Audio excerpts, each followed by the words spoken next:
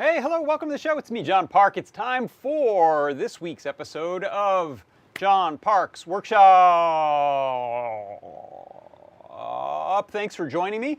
Also, thanks for people who have funny daylight savings time switches that are not the same as the one I've got. Andy Calloway said that this show is on an hour earlier today where Andy is. I don't know where that is, but yes, hey, here we are. Thanks for stopping by in our chats. I see you over there in the YouTube chat. Johnny Bergdahl, hello. Dave Odessa, thanks for stopping by there. And for everyone else, if you are somewhere that doesn't have a chat that looks very active, such as Twitch or something like that, that is our Discord server. So you can jump over there and look for that live broadcast chat channel and join in with all these good people. Hello, Liz and Paul, and Johnny is also there, and Jeff, thanks for stopping by. Sorry if I missed anyone. T. Curry in a Hurry, maybe here, I'm not sure, but that is at adafru.it/discord. Adafru, stop right there at the U, .it. You can see it's Adafruit, but with the dot moved up a couple characters. Adafru.it/discord. And jump into the live broadcast chat channel to hang out. Hey, C. Grover, nice to see you. It is a packed show. We got all kinds of good stuff. So what are we going to do? We've got a discount code for you so that you can buy stuff in the Adafruit store for 10% off. I don't have a batch of Raspberry Pis to unleash like Lamore and Phil did, but they did that last night on Ask an Engineer, and that's how they're planning to do that for a while. So if you want to get in on some Raspberry Pi 5 action, you might want to watch the Ask an Engineer show on Wednesdays. We get batches of about 150 or so at a time, and last night it was the 8GB version. The week before it was the 4GB version. What are you using yours for? I haven't really looked into the Pi 5. I'm sure it's lots faster. The 4 and the 8GB, that's a ton of memory. What are you doing with them? These are no longer $35 computers that are very slow. They're a bit more expensive, but they're way faster. What are you using yours for? I'd like to know.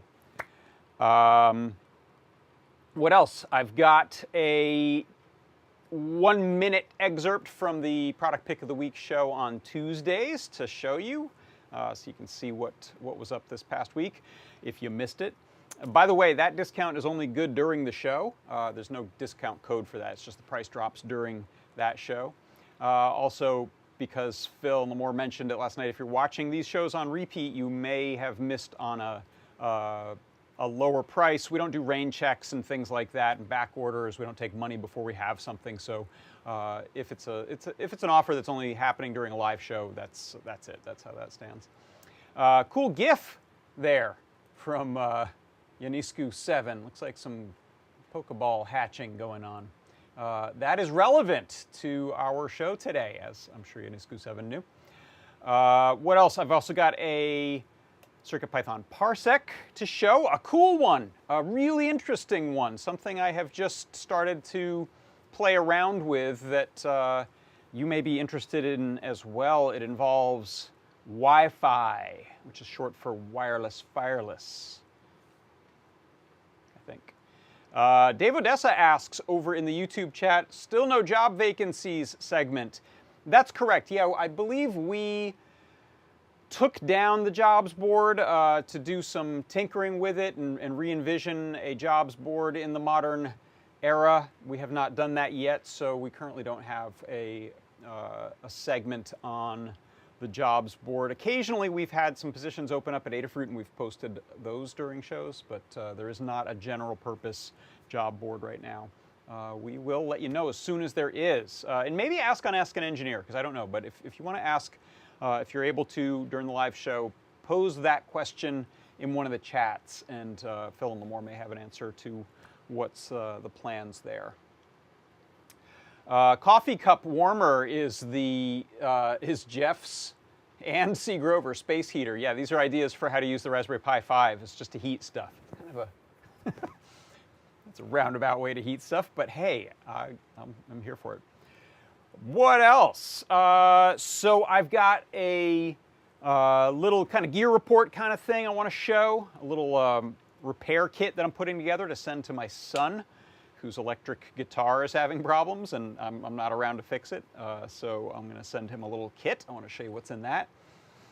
I've got my Pokéball project that I want to show you, and I'm going to actually make it a little wider, cast a wider net, and show you a little bit about setting up the GP2040CE. This is the gamepad firmware for RP2040 based microcontrollers. I'm going to show you, I think I'm going to do something dangerous. I brought a Raspberry Pi Pico H fresh in the bag, still in the electrostatic foam.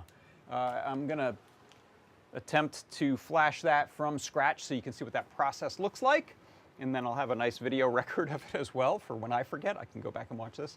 And I'll show you how you can set it up both as just a gamepad for use on different systems, how to specify one particular system, how to adjust things like which pins are going to press which buttons on the system that you're using, as well as setting up advanced topics like macros. And a macro is, or a turbo button, both of those are somewhat more advanced, and those are what we're going to use for the Pokéball project today. All right, let's get to it. So that right there is your coupon code. If you want to head over to the Adafruit store, if you want to throw some stuff in your cart, if you want to look for the coupon code box, I know this is a lot of ifs, and if you want to type something in there that will save you 10%, then that's the thing for you right there. Gotta catch them all. Gotta -catch -all. Type that in just as it is right there. I didn't use the little apostrophe in front of the like Pokemon does, but gotta catch them all. That will get you 10% off in the store today. If you head over to the store, just go to adafruit.com. You can browse through. There's some new products listed here. I got my fonts all big because I'm going to be showing some stuff in the web browser, so not a lot fits on the screen right now. Here's some new featured products, such as these round displays. Those are wild. RP2040. Well, if you want that to be $14.95 minus $149, $150, maybe we round up, then use this coupon code because it's good for 10% off. You can also click up here in the top on the little hamburger menu and head to new products. I'll show you some new stuff that's out. This thing looks cool. This Espressif Box 3, ESP32S3 Box 3. I have not gotten one of their earlier ones. They were out of stock for a while and I missed them, but that one looks pretty cool. It's a lot of stuff packed into a box there. So that one, that's no good for today, so why am I talking about it? But any of this stuff, any of this new stuff you want, if you want to also click up here on the hamburger menu and go to featured products, we've got some things there that we're promoting and saying, hey, these are cool, go get some. 10% off. And while I'm here on this featured, I'm just going to delete part of that and type in free Here are some offers. If you, not only we got the 10% off with that Gotta Catch 'em All coupon code right there at the bottom, but if you spend a little bit more of your hard-earned money, if you spend $99 or more, you will get a free PCB coaster. This Adafruit logo PCB coaster with the gold logo comes with 4 little rubber bumper feet, adhesive feet to stick to the bottom. Great coaster. I use it all the time. You will get that for free for a $99 or more spend in the store. For orders of $149 or more, you'll get a KB2040. That is our Pro Micro pinout size shape RP2040 based board. It's super ideal for keyboard and macro pad projects. It is also excellent for game controller projects like I'm going to show you today. However, I'm using a Pico on it, but that board will work identically. You can use the KB2040 for those kinds of projects. So if you spend $149 or more, you'll get that, and you'll get the coaster for free. If you spend $199 or more, you will get free UPS ground shipping in the continental United States, as well as the KB2040 and the coaster. And that's not all. If you spend $299 or more, you will get a free Circuit Playground Express and the KB2040 and the ground shipping and the coaster. All of that for spending a bunch of money. But if you just want to spend a little money, great, and spend even less by using that coupon code right there. Gotta catch 'em all. That's our coupon code for today. It is good until midnight tonight East Coast time. I have no idea what the different daylight savings times will do to people. Okay, let's see. Next up, I've got my show that happens on Tuesdays. It's this thing right here. It's the product pick of the week. On this show, I like to give you a little bit of a demo and a highlight of the features of some cool new product or an oldie but goodie from our archives, and give you an enormous discount on it. This week was one of the 50% off discounts, which tends to be the case if it's an Adafruit product. We're able to cut some of that off the top and give you it for 50% off retail. The show's usually about 15-20 minutes on Tuesdays. Discount is only good during the show, like I said before.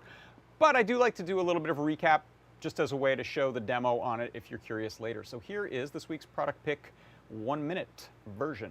Take it away, me. It is the 2.8-inch TFT Touch Shield version 2 with resistive touch. As I touch the screen, we're registering X and Y coordinates, and that final number there is the pressure. This is being used as a sort of slideshow display. The touch screen is just being used as sort of 2 directions. So if I touch over here on the right, we're going to go to the next image. If I touch on the left side of the screen, we'll go back. So this is a really simple, primitive use of the touch screen. You can use something like a user interface that has some big buttons on it, maybe 4 buttons, 5 buttons on it that are big touch areas, and that'll work great. That right there is my product pick of the week this week. It is the 2.8-inch TFT Touch Shield version 2 with resistive touch screen for Arduino and Metro-shaped boards. Whew.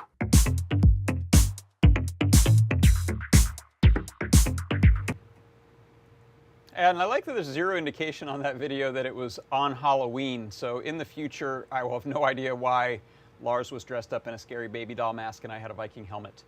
That's fun. So yeah, someone noticed Lars is back there with some Pokemon. He's actually eating some Pokemon cards. Good for Lars. He didn't get any candy for Halloween, so he's hungry. Let's see, next up. Okay, here we go. So this is a pretty cool, I'm gonna do a little setup, but this is a pretty cool newish thing, something I haven't played around with before for the CircuitPython Parsec. So here we go, check it out.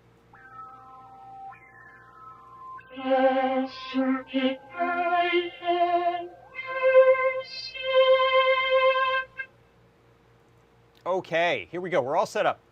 So for the CircuitPython Parsec today, I wanted to show you the CircuitPython web workflow.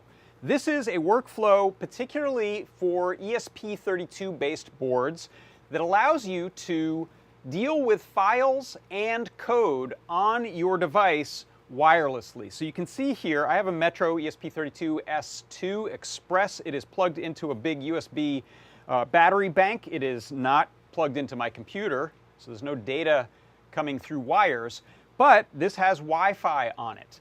And one of the amazing things about the web workflow is that the setup is dead simple. If you take a look here in my browser, this browser is using a web server that is running on the board right now to serve up this code editor.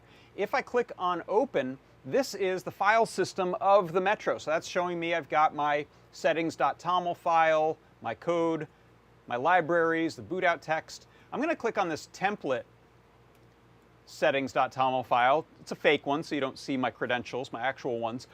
But all you need to do to make the web workflow work is have a settings.toml file on the board with your Wi-Fi router SSID and password filled in. That will automatically cause the board to try to get on Wi-Fi as soon as it boots. And set up a web API password. I'm just using a default here, password with a 0. If you set that file up on the board, then the next time you reset it, you'll be able to go to a URL that's simply circuitpython.local. So let's do that from scratch. I'll go circuitpython.local, hit enter. It finds the board, and then it allows me to do things like go to a file browser, go to the full code editor, or go to a serial terminal. So let's go to the file browser. And I may have broken things, so I'm going to hit reset on this board right here. So right now it's trying to find the Wi-Fi, which is really close by. I have a hub right here, so hopefully that'll find that. Now I'm just going to, yeah, okay. So this is refreshed now. It's just acting a little slow. So if I back up a page, here is the device info. It tells me what board it's on, the version of CircuitPython I'm running, the host name, and the IP address that it's been assigned on my network. Now I can click on a file browser and go look at the files that are on the board. We can also edit those files right here in a sort of a bare bones way. Or we can go to this full code editor. So this again tells me a little info about the device. I'm going to go ahead and close that. And now I can do things like open up the code.py file. When I open that, I'm now dealing with your typical code editor for CircuitPython. This is just bringing in a NeoPixel library, and you can see here when I adjust the color, I can save that code, and I'm just hitting Command S on my keyboard, and now I've changed the color to blue. I can go ahead and comment that code out and do something a little more interesting here. So now I'm going to save that file. It is going to restart the board, and now we're doing a little rainbow color display of the NeoPixel on the board.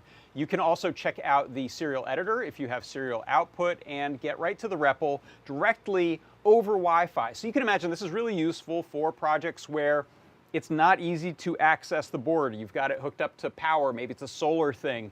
You don't have an easy way to get a USB cable and a laptop into it. As long as you are within Wi-Fi striking distance, you'll be able to log in with the web workflow and code your CircuitPython right on the board, no wires involved. And that is an introduction to the web workflow in CircuitPython. And that is your CircuitPython Parsec.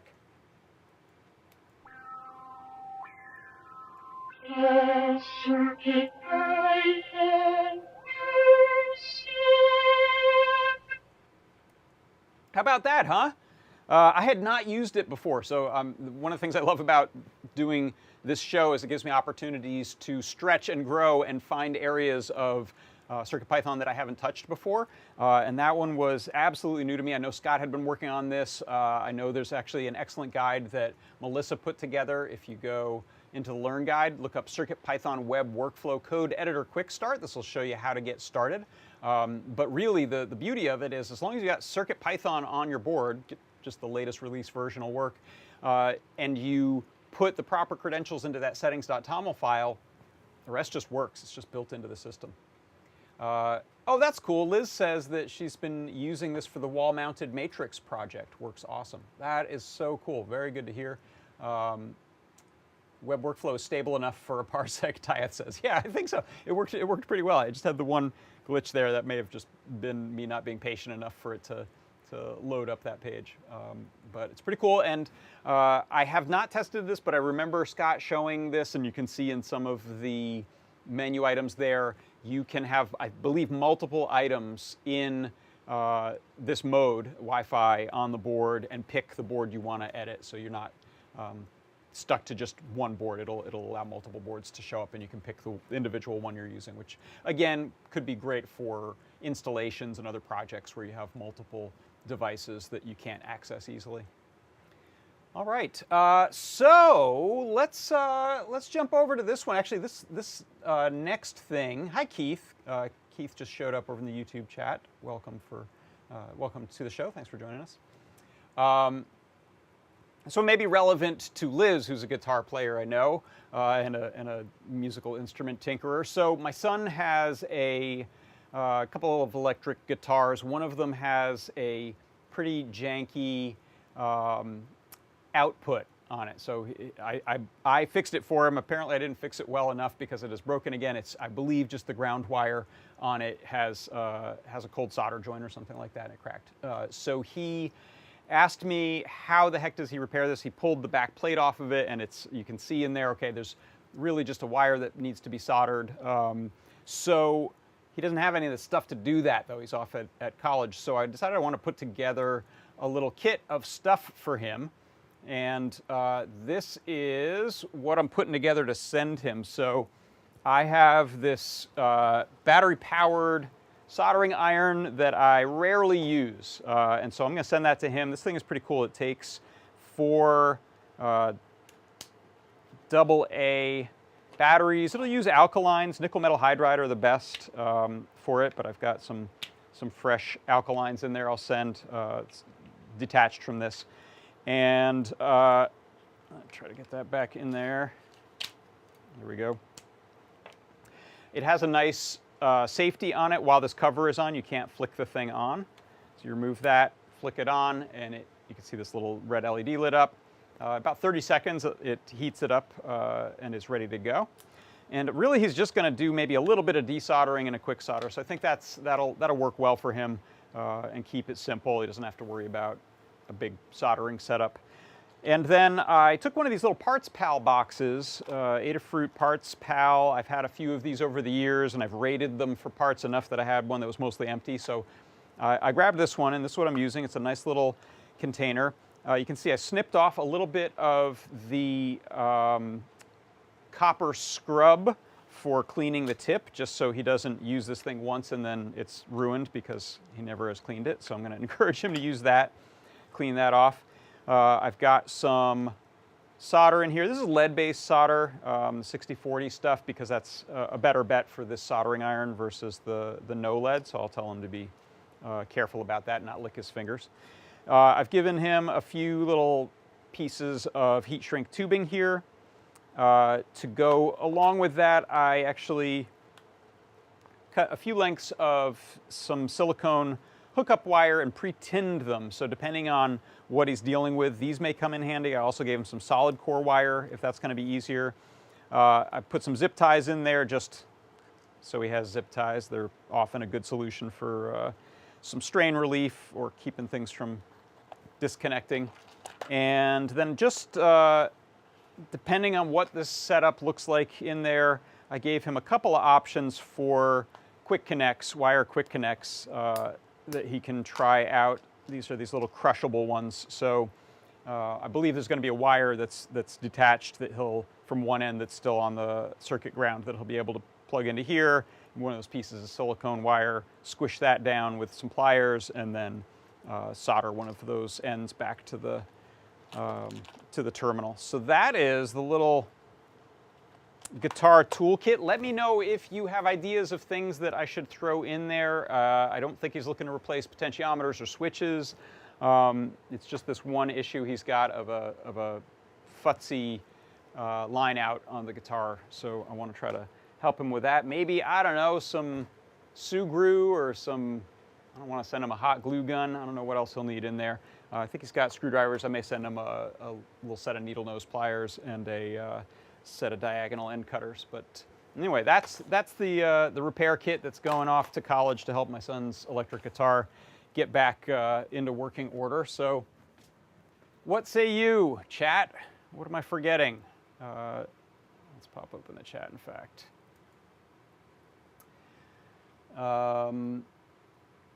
Oh, do I have moire patterns happening on the shirt? Is it? I bet it was when I was a little further away. Solder braid, extra flux. Oh, those are good ideas. I think I have a, I feel like I had a solder braid, a little coil right here. I will put that on top of it just to remember. Good idea. There's some solder braid. I don't think I'm going to send him replacement parts. They must have a shop in town where he can get a replacement quarter-inch jack if he needs it. Let's see. There was a question in the chat going back about, is the web workflow just for ESP32? Yes, it is expressly for ESP32 boards. I should have said that. ESP32 boards that can run CircuitPython. So you can, I believe, shoehorn it onto boards that are sort of original ESP32 or ESP32 Pico, as they're confusingly called, the updated versions, but better for S2 boards, S3 boards, ones that have a USB interface so that you can get the actual CircuitPython firmware on there in the first place. That makes life a lot easier. So yeah, this Learn Guide will show you. Thanks, Todd, for fielding that. If you check out device setup, this will tell you get your CircuitPython on there, create your settings TOML file, what you need to fill in there. By the way, thing I didn't mention, you can fill in the Web API port if you don't want to use the default port 80, and the Web API name, so you can have the device show up as a specific name, which is good. If they're just named CircuitPy drive, they will, I believe, get a unique ID so they don't clash with each other. But if you want to name some devices specifically, you can. Blitz City DIY says, study snacks are very important. Yeah, we've been sending snack boxes for sure. That's a good one. Thanks, Andy Calloway said it. Yeah, never forget the snacks. And money. Yeah. Oh, Todd too. So, Tyeth says that, sorry, I'll bring the chat back here. Tyeth says that the Pico W may be able to do the web workflow. Oh, I didn't know that. Does it run on some of the RP2040 boards? That would be cool. Yeah, I'll dive into this more because that would be great to have it running on the Pico W as well. Okay, so next up, here is the thrust of this week's project, which is Pokemon on Nintendo Switch. And there are a few games this will work on. There are quality of life hacks and mods and convenience things. Not really, I wouldn't call them cheating. But these are things that you can do if you're playing a game like Pokemon Shield or Pokemon Sword or some of the newer ones on Switch. I have Shield. If you are obsessed with collecting every darn last rare, hard to find, or evolving really rare, difficult to evolve Pokemon characters, which if you're not familiar with the game, Pokemon I think originally stood for Pocket Monster. Little weird creatures, sometimes big weird creatures. You collect them, they become your stable of fighters, and then you go and battle other Pokemon. It's weird, but it's very popular. And some characters can be difficult to find, such as ones called Shiny, and they have a little sparkly animation on them. I believe in Shield, it's the odds are something like 1 in 4,000 times that you encounter a Pokemon in the wild, it'll have this little glitter on it. And people want to collect those. So there are mods that up your chances of encountering Pokemon in the first place, up your odds of evolving them in a certain way, up your odds of finding eggs of a certain kind. And some of these mods, or some of these hacks, they are just taking repetitive tasks and making them easier. So the one I'll show you that I've set up, and I'll show you how I've set it up, makes your character spin in circles. And if you use the analog stick on the Switch and spin your character in circles about, I don't know, 4 times or so, they will do a pirouette on one toe. Character does pirouette. I won't do one in here. Do I have the space? I'll do one pirouette. They'll do pirouettes, and as they do them, this, I believe, has the egg hatching process increase its rate. So you can make things happen faster. You could make this happen just by being patient enough to keep spinning that thumbstick, because once you spin it, the character will do a few seconds of pirouette and then stop. If you keep spinning it, the character will keep spinning. So rather than have you scroll your phone with one hand and do circles with the other, what people have come up with is controller modifications and sort of USB dongle man-in-the-middle attack kind of things that will perform that action for you. So it's an action you can perform with a controller, but we are going to automate it. And so the way we'll do this, as I mentioned before, is with a Pico a Pico H, just because it's got the pre-soldered headers. It makes it easier to put together, but any Pico will work. In fact, nearly any RP2040 based board will work, including KB2040. And all I've done is house that inside of a little cheap plastic Pokéball. In fact, this is me returning the favor. My son got me this Pokéball in little Tokyo in the summer, so he gave me that, so I'm sending him the guitar toolkit. And so what you can see I have in here is just a Pico H with a USB cable that's coming out of this coin slot, which I just widened a little so the cable would fit. So it's USB micro B on one end and USB-C on the other, and that is what external controllers plug into the switch over. There's a USB-C port. And then you can see here I have a couple of those header pins jumpered together with just a big long silicone jumper cable. But anything you want to use to jumper those together has the effect of pressing a button. So you can use most of the GPIO pins on the board as an analog for the different buttons on your controllers. If you look at the switch here, we have the ABXY buttons, we have the D-pad buttons, we have the start and select buttons, we have analog sticks, we have L1, L2, R1, R2. So there's a bunch of buttons, and you can, by default, those are all mapped to different GPIO pins on your microcontroller. So all you do is short one to ground, and it has the effect of that button being pressed. Now, the reason this exists in the first place is people like to build their own fight sticks and other controllers, joystick-based or button-based fight game controllers, and map them to the pins on that RP2040 board and then run over USB to their console or their PC. So this GP2040 project, and let me show what I'm talking about here. This is the open source community-led firmware that's used to do this type of project. And you can see here it advertises itself as a gamepad firmware for Raspberry Pi Pico and other RP2040 boards. Combines multi-platform compatibility, low latency, and a rich feature set. So this is compatible with PC games, I believe with Mac games, PlayStation 3, PlayStation 4, the Nintendo Switch, bunch of different permutations of Xbox because it uses both X input and direct input. So there's a couple standards there that work on PCs and the different Xboxes. And so there's a really sophisticated firmware under the hood, written in C, that is able to do really low latency, like 1 millisecond or less. It says the overclocked polling rate is less than a millisecond of input latency in all modes. And this is critical in doing these type of game projects. And you can tell it, hey, you're going to be a Switch controller, or you're going to be a PlayStation 3 controller. And you can do that in setting up your configuration file for the board, which is how we'll do it. Or you can even have a certain pin that will allow you to change which mode you're in on startup. So you don't even have to pick if you have a general use joystick you're building. But in this case, we're gonna force this thing to be a Switch controller.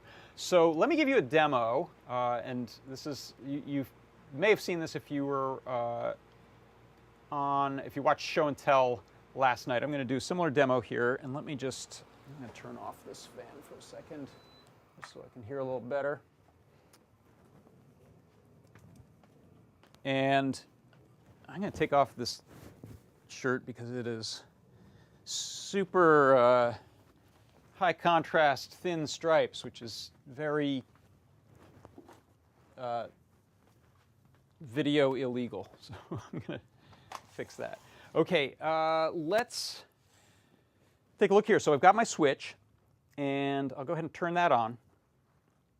You can see here I'm running Pokemon Shield, and this is not hacked or anything. This is not a jailbroken device. This is just a regular switch. And sound isn't that important, but you may hear a little tinkly sounds in the back.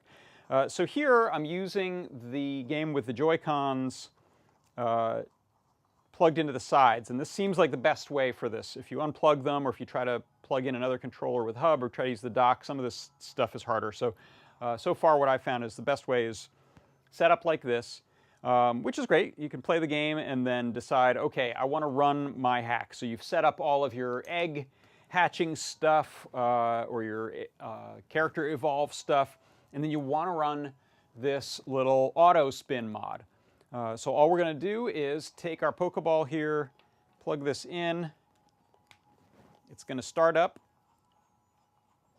and you can see it has automatically rotated that analog stick for us virtually, and it just keeps doing it. It spends 6 frames in up, right, down, left, up, right, down. So it's a pretty fast spin. You can adjust timings on things if it's too fast or too slow for what you're trying to do.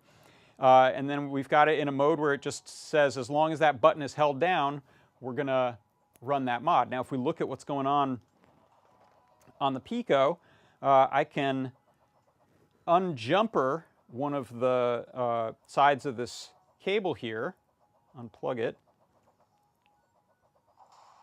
and it stops. And the nature of this move is that it doesn't stop immediately, but that registered immediately. So if I plug this back in, it's as if I'm pressing that macro button again. And there she goes. She's off doing her cool spinning. Now you can also just unplug, and the way I have this set up is this is designed for the guide just as a really simple one-trick pony. It just does one hack that you've set up or one mod that you've set up. So you leave your Pokeball here closed up, and when you're done, you can just unplug from USB. No harm, no foul. It just stops sending it. So that starts up, it presses and holds its macro button forever, and then you pull power, and it's done. So it's that easy. You can see here, I said this is what we're doing, is just that. All right, so as long as I keep doing that, you can see why you'd want a microcontroller to do that for you, because as soon as I let go, she's done, right? So that's the point of that. We can do similar things on bicycles. So it's a lazier circle on a bike, so I don't have a macro set up for that right now. But that's used for one of the evolution tricks that you can do. Now, what I wanted to do is show you a slightly expanded version of this sort of thing, which is adding a kind of ridiculous set of buttons to this setup. I have another Pico here, another Pico H. This one happens to be plugged into our super cool Pico terminal block breakout board that we have in the store. On this one, you can see I have a little analog thumbstick, so that's acting like 2 potentiometers that I have plugged into GP26 and GP27 of the Pico. I have a button here that I think is mapped to the select button, which is on, what are you on, GP11? I don't think that's select. I'm not sure what that one is. And this one, I don't remember. I don't think that one's registering. That might be A. A button doesn't actually tend to do a lot in this game until you're talking to someone or in the middle of a battle. So here again, just for convenience, I've got a little USB-C hub. I could also just steal that cable and use it here. But potentially you could have multiple of these. I don't know if that works. Likely it doesn't. So that Pico now, same sort of thing. It's set up to show up as a switch. You can see I can now, which way is right? I can now move in the game with a little custom thumbstick. And guess what? This one doesn't suffer from drift like the real one, which is nice. And then if I press this button here. What button does that? Is that X? Okay, so that's configured as the X button on the Switch. So you can set them all up. This is actually the perfect breakout if you want to use things like big arcade buttons or other large stuff where you're building a box and you don't need it to be super tiny. Obviously, that's not going to fit inside of my Pokéball there, but it is perfect for projects where you want to experiment, test stuff out. Let me just go to the Discord so I can make sure everything is copacetic. Like looking for messages where people say, your mic fell off. No, we're good.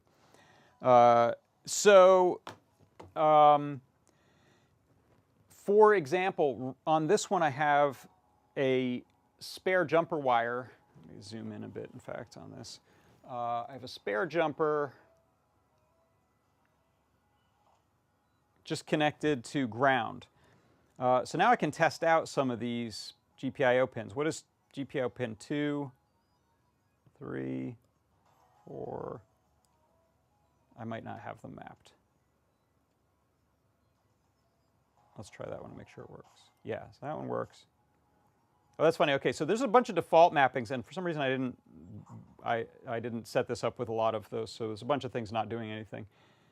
Get out of that.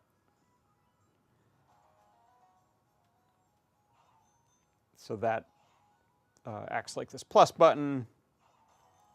So does that, for some reason. That whistles. So you can see, you can, there's a chart I'll show you that shows you what the pins map to, but you can map anything, and when you're testing, you can just ground something, short something to ground, and it'll run that. So let's now, I'm going to go ahead and unplug this. I'll turn this off. I'm going to grab this and show you what this setup looks like, because once you know how to do this, you can build all kinds of great controllers and bend your console to your will. So let's jump over here. And yeah, we'll use this. Get that off of my face there. Get away. Snorlax rules, says Keith.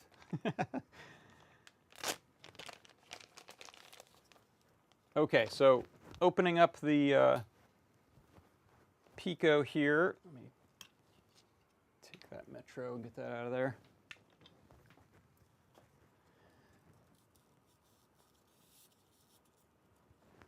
And let's grab a USB-B cable.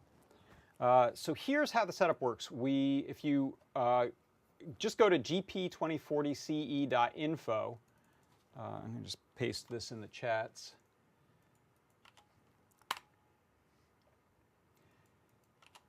And this will be in the Learn Guide. But if you go here, you can see there's a little download button, and you can see this has been pre-compiled for a bunch of different boards. It's a UF2 based workflow. So you can see we've got the Pico, Pico W, Pro Micro, a Waveshare RP2040, KB2040, Leatris, and then some other open source game pad or fight stick types of boxes. But we'll just go ahead and grab the download here for RPi Pico.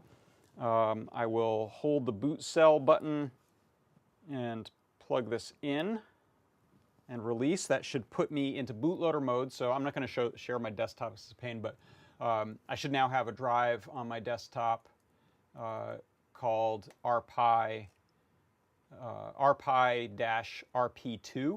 and that is the USB drive in bootloader mode waiting for a firmware to be dragged onto it. And so I'm just dragging that on, oops, where did I drag it? Try that again. So it's copying over just the same as copying over a CircuitPython UF2 or a precompiled Arduino UF2, same sort of thing. It is copying, and then it restarts the board. And the board is actually ready to go. So it is immediately in a default mode with some default pin assignments, and I think it's going to show up as a DirectX, a direct input device. But we want to go and deal with some configuration so we can turn it into a switch controller. So what I'm going to do is grab a jumper wire, and all of the info in here, by the way, is available right here in this page. So this was the instructions for installing the firmware. I just did all of that. And then if you go to usage, it'll tell you, okay, by default, this thing is going to use these button assignments. And there's this sort of generic button name, button 1, 2, 3, 4, left 1, left 2, right 1, right 2, start, select. And those map to different pins on different boards. So for the Pico or the KB2040, they might be on different pins. So there's a wiring diagram you can look at to figure out which those are. And then it'll tell you in terms of the different systems what button that presses. So since we're interested in the switch, we're going to look at that column right there. The way to get into this configuration mode is to essentially be pressing the select, I think it's select or start, the start button while you plug it in. So I need to find out, okay, what pin on the RP2040 is going to be this start, or S2. So the wiring diagram here, let's see if I can make this a little bigger. So if you click on this little wiring link here, you'll see here's our Pico. Get a little closer there and focus.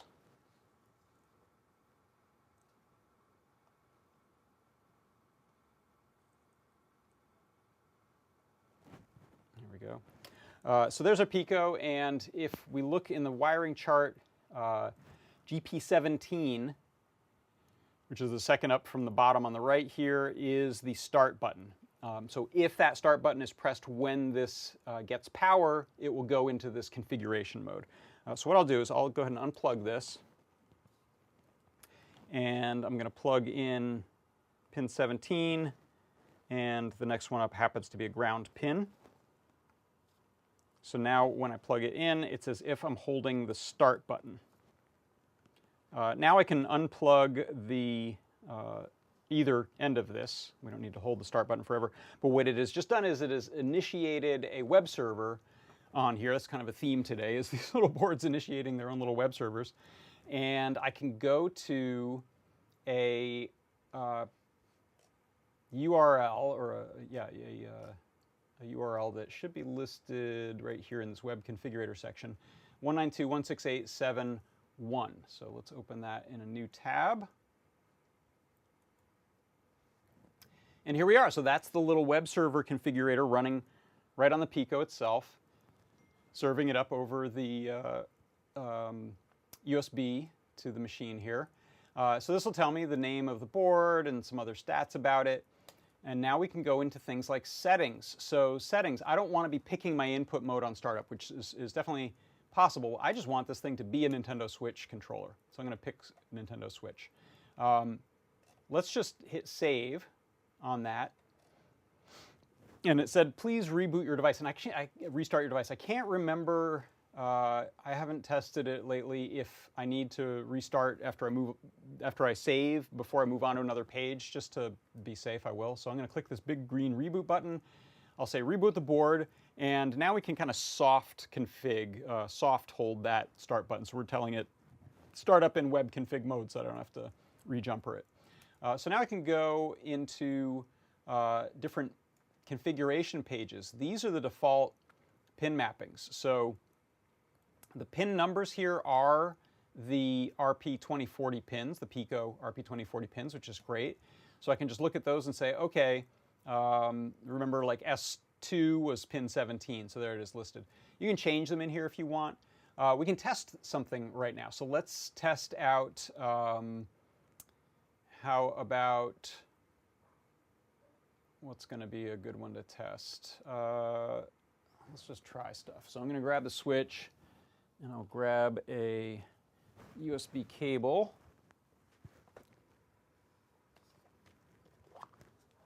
But this thing is basically ready to go from the moment you put that UF2 on there, and then it's just a matter of configuration. So we can unplug from here. So that means I would lose that server if I've lost that server. I would lose that page if I restart or refresh that page. And let's zoom out a little bit here. Turn this on. Okay, A, that would be a good one to test, right? So the A button, what's the A button? I think A button is button 2, just because of X, Y, A, B, B, A, Nintendo direction of things, right to left instead of left to right. So I believe that's B2. However, if we want to check, we go back to the docs here, look at wiring. It says B2 is pin 7, and on the switch, B2 is A. Right? So I can presumably jumper pin 7, and each time I touch it, it's like I'm pressing the A button. So let's wake this up. Oh gosh, which one I use pin 7? I need to look at the chart here. There's no silk screen, so I can see, unfortunately. Are they on the bottom on this one? I can't barely see that. All right, I'm going to check the chart, sorry. And on this, it's a matter of finding a ground pin and then counting. So that's a ground pin right there, so it's 2 below that. So let's turn you on.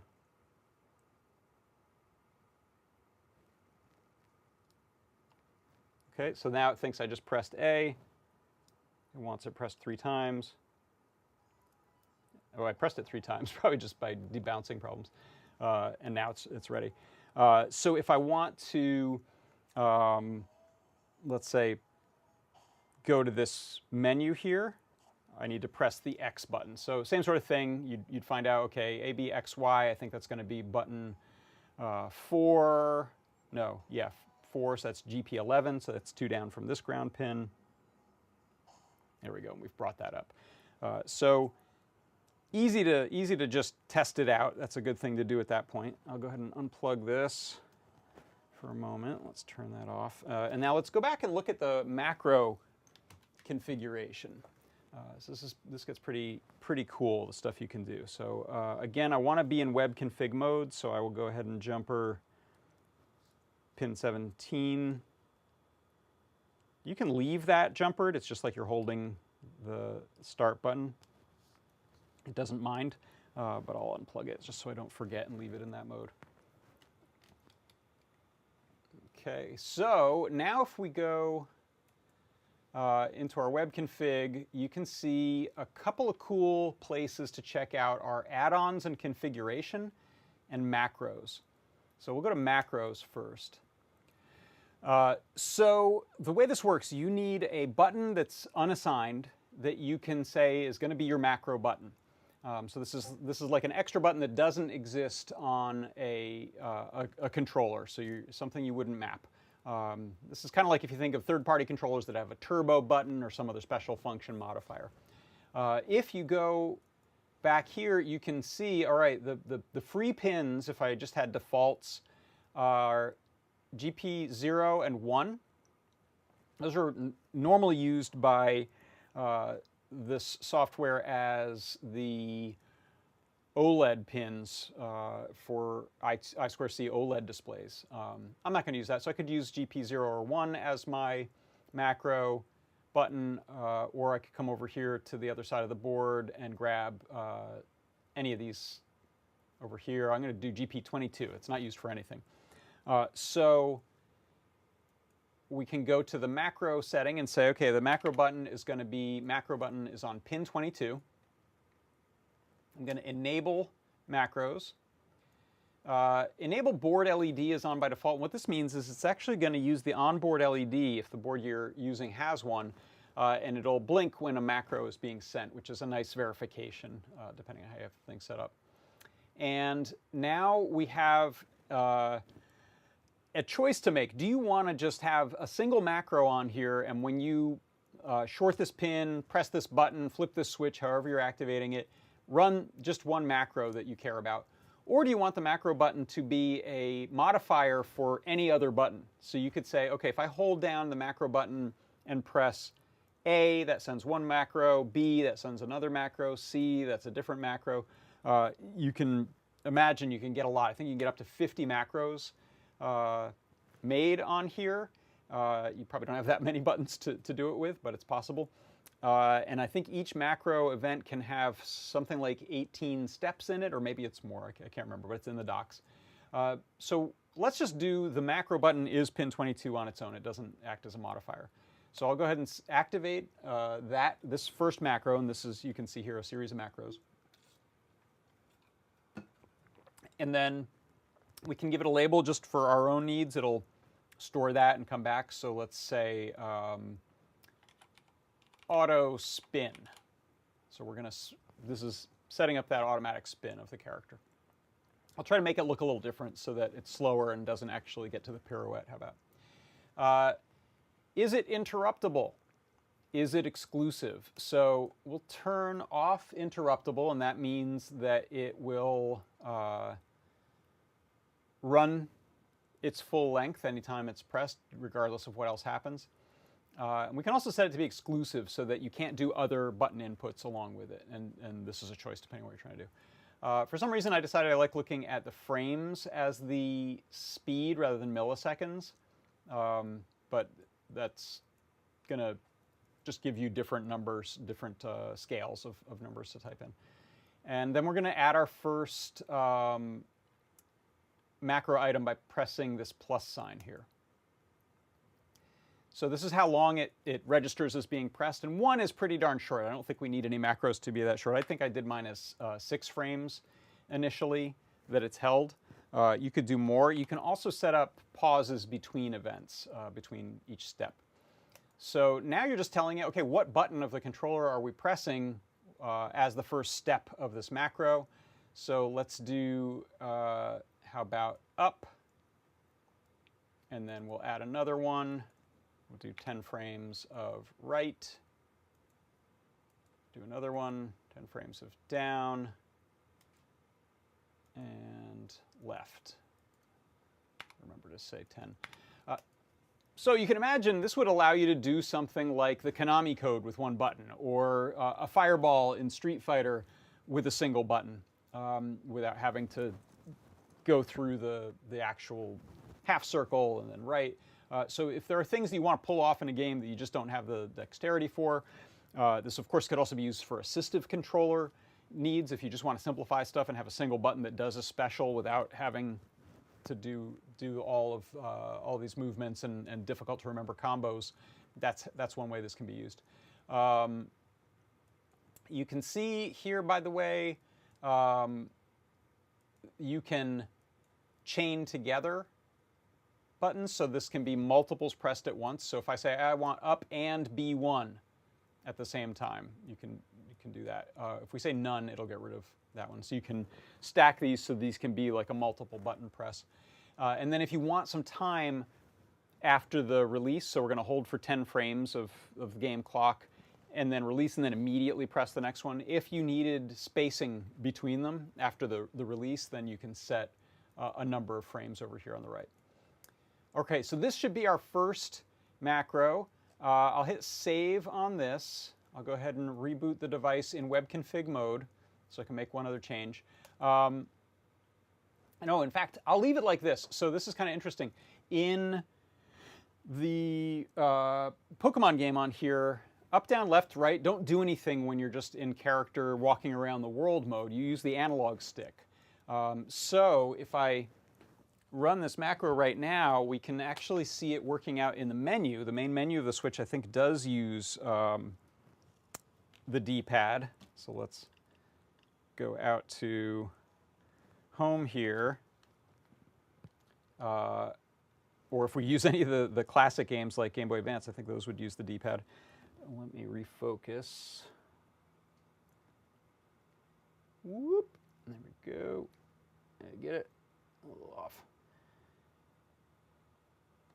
Okay, so we can test it with, this is the D-pad on this, right? So I'm going to go ahead and I'll reboot this in controller mode, unplug it, and now we'll plug it into the, where did the right cable go? I have so many similar looking cables that I've been using. Oh, here's one. Are you one? Yes. So I'll plug it into the switch. This won't do anything at first because I don't have it shorted, no jumper permanently attached. This is, what did I say, pin 22, and I believe, let me check my chart, that's the one right below a ground pin. I really wish these boards were bigger and had an easy to read silk screen, but they don't, so there you go. Okay, it's above the ground pin on the second ground pin on the right. All right, so can barely see you, but I think you're that one.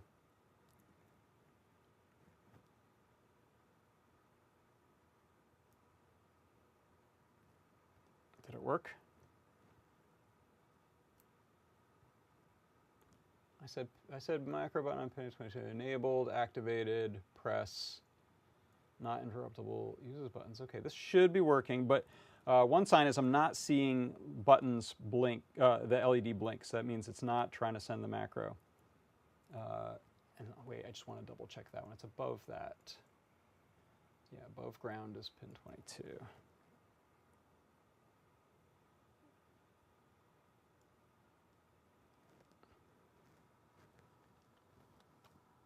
Try re-plugging it in. Nothing. All right, what's going on? Ground 22. All right, let's plug it back into the computer and see. But this is the testing dance that I've been going through. So this is real world accurate, just because I'm not able to test it on the computer since we're sending switch specific stuff. Okay, so let's double check that this actually, yeah. So this is plugged in and showing up.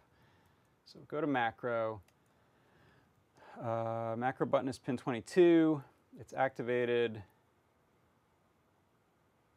I'm not telling it to use specific buttons, which is what it would require for the modifier thing. You know what? One thing I want to check.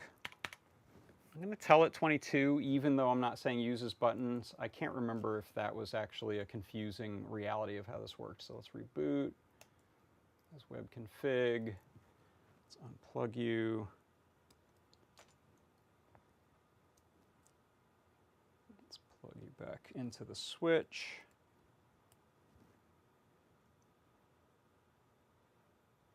Yep, okay. So that worked this time. So I'm glad I did this because I'll make a note of that in the guide. You do pick the macro button number. So here when I press this, it goes up, right, left, down. 1, 2, 3, 4. Boop, boop, boop, boop. Boop, boop, boop, boop. Yeah. Now, the reason this won't work in the game, if we go back to the game, get up there, or won't look like it's going to work in the game, is because this D-pad doesn't do anything in the game. It's all got to be analog pad. So that's okay. We can go back to the GP2040 CE config and tell it that the D-pad is actually a fake analog pad, which is so nice that that feature exists. Because otherwise we'd be in trouble. We would need fake analog, like digital potentiometers or something going on. P-Curry in a hurry asks, what are you using for USB-C to micro B? This is a USB-C to micro B cable. I think it's from Adafruit. We have a 1 foot and a 3 foot length. This must be the 1 foot length. I've also successfully used some micro B.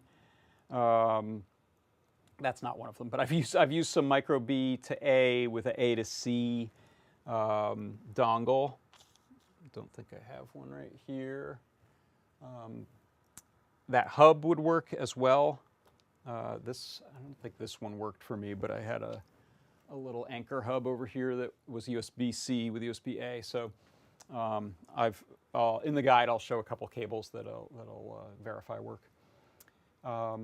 So okay, now we're back in config mode, and if I go to settings, you can see here D-pad mode, conveniently, doesn't have to act like a D-pad. It can act like a fake analog. And what these do, I believe, is they just send like full value in one of the directions of the two potentiometers. So we're saying act like the left analog. That's right, yeah, Picre, you don't have to make a cable, which is nice. You can get a USB-C to micro B cable, thankfully. So now I'm changing the D-pad mode to left analog. I'll remember to save. Always remember to come down here and save. Do the paranoid restart. I can unplug that there.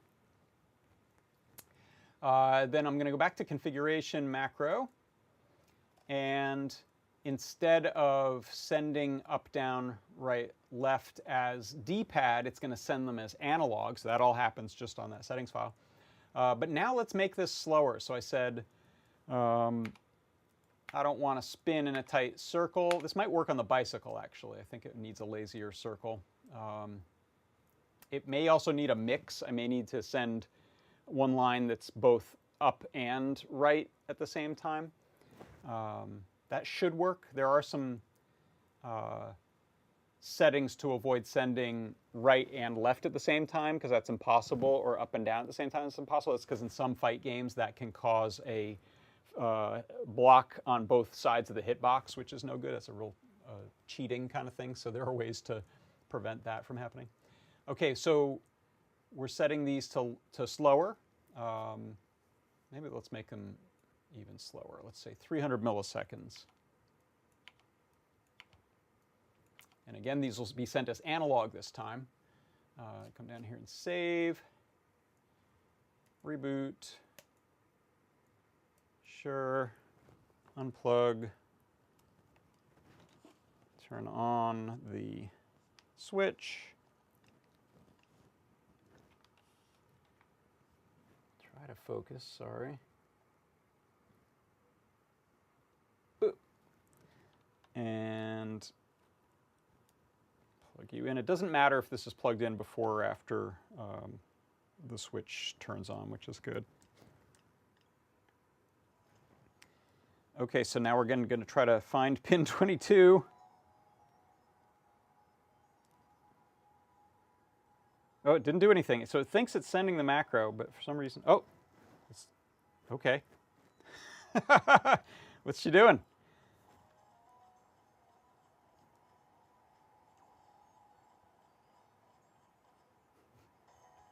She's just running in a square.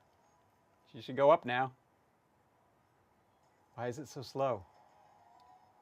Oh, it's 10 seconds, isn't it? Is this a 30 frame a second? Oh, yeah, I guess this is a 30 frame a second game. Oh, and it did it just once, right? So let me move back over here. Let's just get out of the snow, in fact. Get somewhere a little nicer.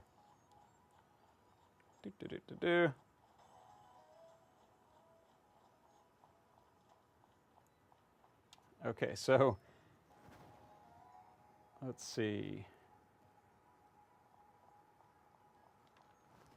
So we're getting like 10 seconds. She just ran into a barrier, so she can't go, but she should come running towards us for 10 seconds. Maybe it's 5 seconds. Maybe it's a 60 frame per second game. Okay, so all that's super interesting. Interesting findings. What I want to do, though, is show you how to get that to repeat endlessly. I'll also tighten up the timing on that. So again, I've got start button pressed. Plug this back in. And come back to macro. So let's make these shorter. What is this? Oh, yeah, let's show milliseconds. Yeah, that was 5 seconds is what I was doing, basically. So what is, let's say, 0.3? Will that let me type 0.3? Am I in milliseconds? No, 3 milliseconds. What's that in frames? 0.1 frame. Okay. Let's go back to frames. So let's say 9 frames. And now I'm going to change the behavior of the button. So you can do press, you can do hold repeat, or you can do toggle. So toggle would be great if you wanted to like hit a button, it does the thing over and over and over and over again, and then you hit the button again. For this, since I'm just doing set it and forget it, plug the Pokéball in and it does its thing, I'm never unplugging it, I want hold repeat. So as long as this button is held, this virtual button is held, it's just going to do the thing. So we'll hit save and reboot. Close that. Plug it in to the switch.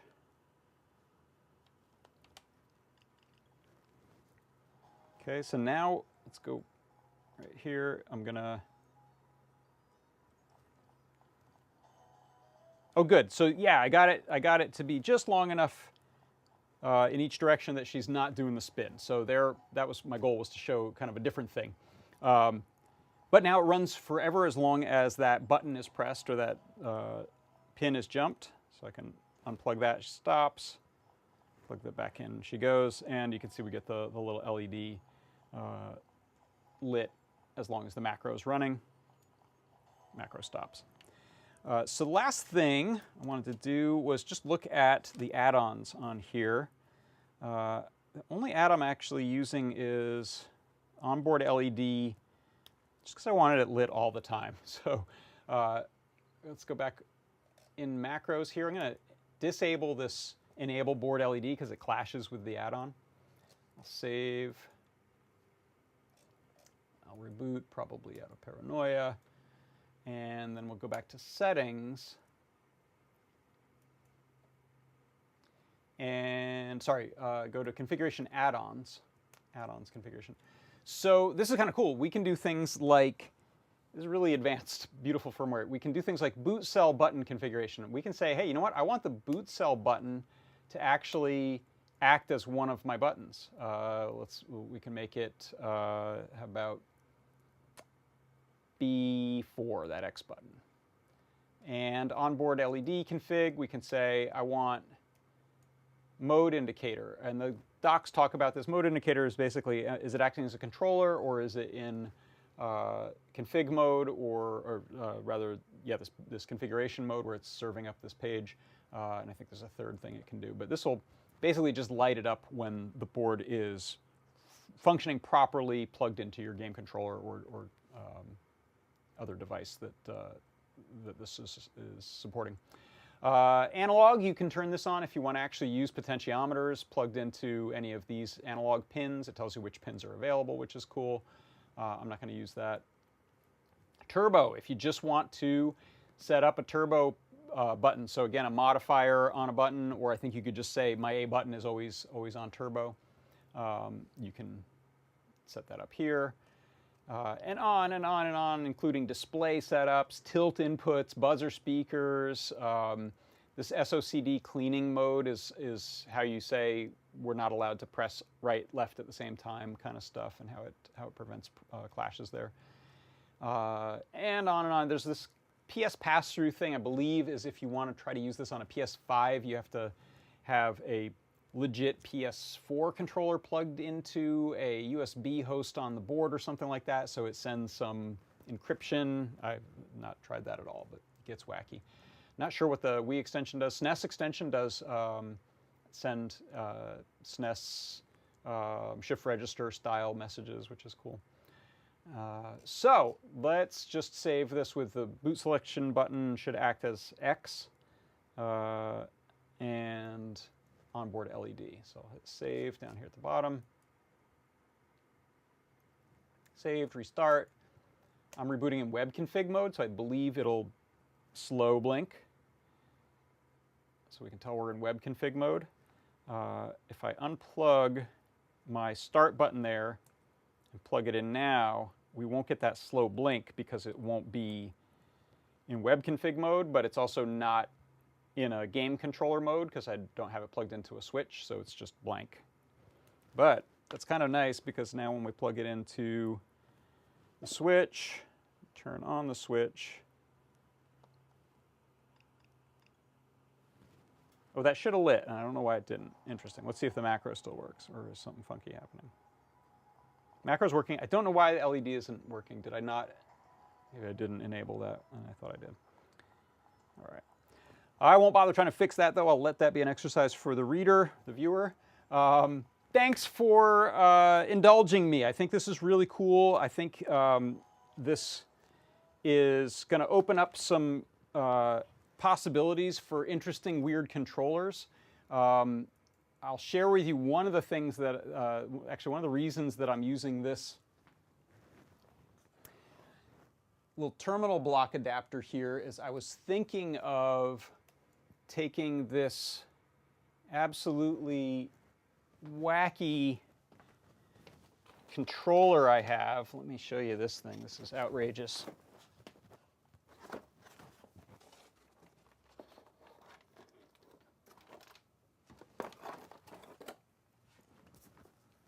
That thing there, you can see it's a million buttons, acts as 2 players, has a trackball on it, which I don't think that will support, but who knows, maybe it will. And this thing is old school. It's got a USB, if I'm correct. I think it's got USB. Yeah, and it's also got PS2 and Joyport connections. So this is like an older PC thing.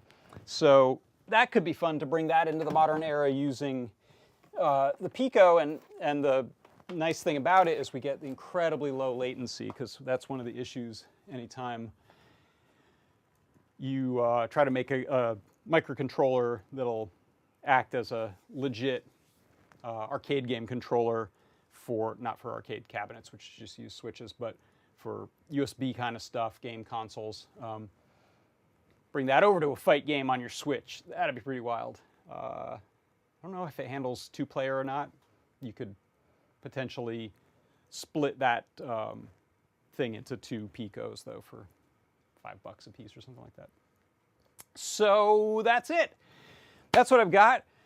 Thanks for hanging in there. That was a long one with a bunch of details, but hopefully that was interesting to some people.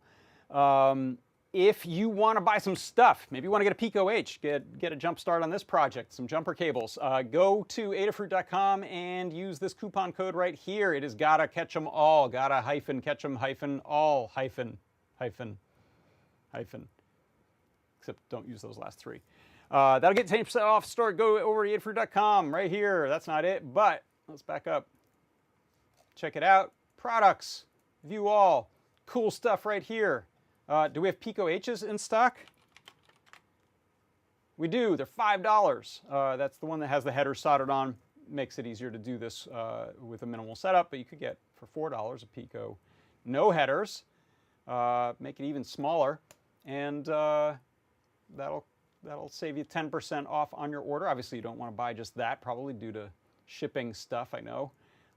But if you have a pile of stuff you want to get and you want to get 10% off today, just use that coupon code. It'll be good until midnight East Coast time tonight. That's it. That's the show. Thanks, everyone, for stopping by. Thanks to people over in the Discord. Thanks to people over in our chat on the YouTube. Hello. Yeah, David Essa says the Waveshare RP2040 Tiny looks interesting. I haven't checked it out, but yeah, I love all the RP2040 boards. Amazing. By the way, one of the reasons this project is specific to RP2040s is it uses the 2 cores and the PIOs, the PIO state machines, to split some tasks out in order to have that incredibly tight, low latency. So it takes full advantage of some of the benefits of the RP2040. Okay. That's going to do it. That's the show for today. Thanks, everyone, for stopping by. Come on by tomorrow. There's going to be a deep dive with Tim. I believe it's tomorrow. Ask around on the chats if you're not sure. The next week looks like another one of these Product Pick of the Week shows from me on Tuesday. Wednesday, there'll be a 3D Hangouts. There'll be a show and tell. I believe Liz is guest hosting next week. I'll be guest hosting the following week. And then there'll be an Ask an Engineer after that. And then the show will happen again next Thursday. So thanks, everyone, for stopping by. For Adafruit Industries, I'm John Park. This has been John Park's Workshop. Bye-bye.